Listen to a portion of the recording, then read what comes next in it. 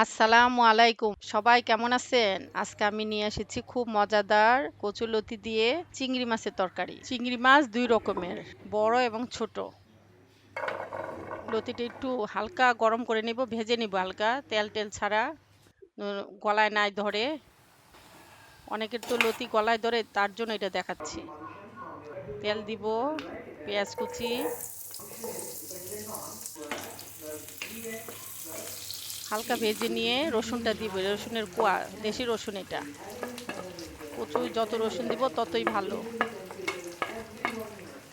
হালকা একটু ভাজা হলে চিংড়ি মাছগুলা দিয়ে দিব। দুই রকম চিংড়ি মাছ, ছোট এবং বড়।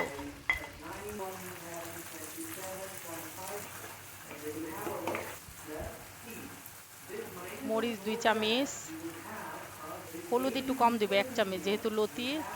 আর ধনিয়া 1 চামচ, লবণ 1 চামচ, 1 চা চামচ, এগুলো সব।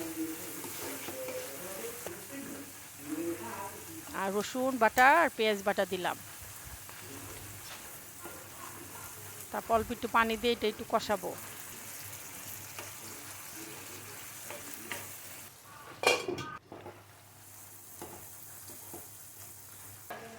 এখন কাঁচা মরিচ দিয়ে দিলাম ফালি করে। যে যেরকম ঝাল খান, ঝাল বেশি খেলে ঝাল বেশি দিবেন। এখন ভাপা এগুলা দিয়ে দিলাম, লতিগুলো।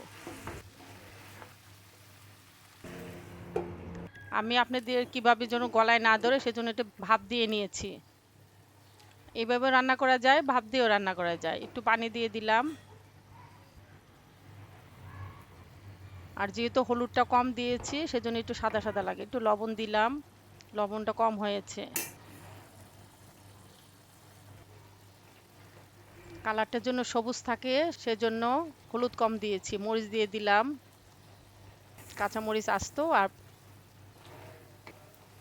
সবার নামানোর আগে জিরার গুঁড়া দিয়ে দিব অল্প।